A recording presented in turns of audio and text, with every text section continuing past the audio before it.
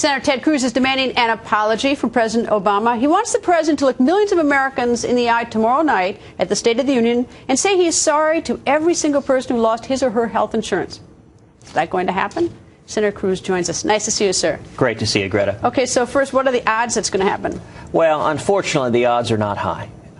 This president has not taken responsibility for the harms that have come from his policies. Well, he did apologize on an interview last November. He said he regretted that as a consequence of the Obamacare. So it's not like he's been totally silent on it. You know, that's true. But you know, an apology is empty if there's no action after it. You know, I mean, as you know, I've got two little girls at home. They're 5 and 3. If the 5-year-old is punching her little sister and saying, "I'm sorry," every time she punches her, that's not a very meaningful apology. Every parent knows that if you're going to apologize, stop doing what you're doing and make it right. Well, what would he gain from that at this point? I mean, I assume that tomorrow night he wants to, as every president, wants to make this look spectacular. The State of the Union is strong and we're a great nation. All these great things are happening. So why would he want to sort of dig up the dirty laundry? Well, because people are still hurting. I mean, when I go home to Texas, which I try to do every week, every trip, I meet Texans who come up to me and say, "My health insurance was canceled because of Obamacare. I'm scared. My kids are sick. I don't know what to do." Are they not in the exchange with subsidies? Some are, but some are not. You know, I mean, altogether, we've had over 5 million people whose health insurance has been canceled because of Obamacare.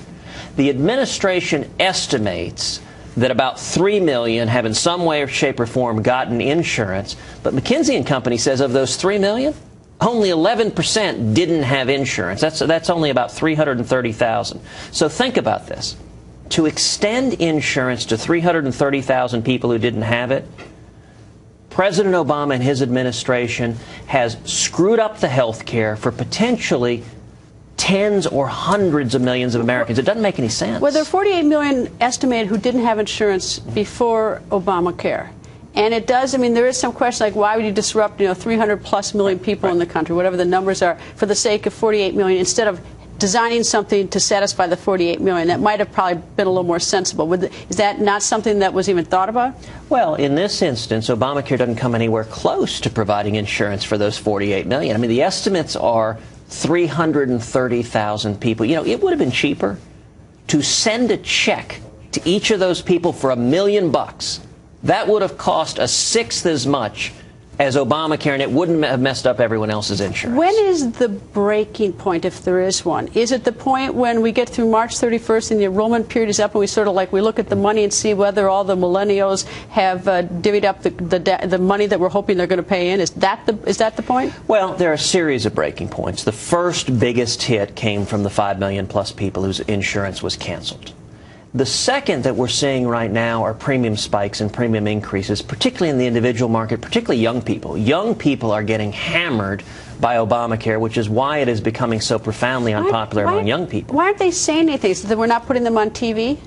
You know, that's a very good question. I mean, the polling now shows that young people have turned sharply against Obamacare. I can tell you in Texas, for a 27-year-old man, in the individual market, his premiums have gone up roughly 70%. And that's a lot of money for someone that's young, that's struggling, that's starting a family, to have premiums spike. But the next shoes to drop, you pointed out, are going to be next spring. Premiums are going to jump even more. More and more people are going to discover they can't see their doctors.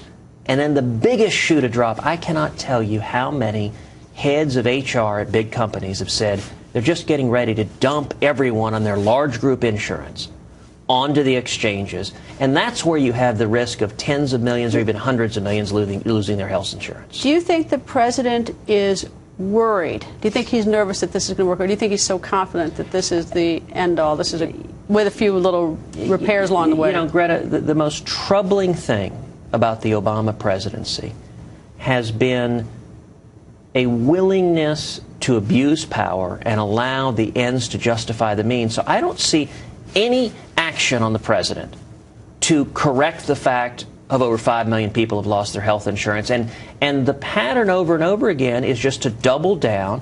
Tomorrow on the State of the Union, he apparently is going to announce that he is sidestepping Congress even more and simply going to force his agenda on the American people through executive orders. That's not the way our Constitution works. That's an abuse of power.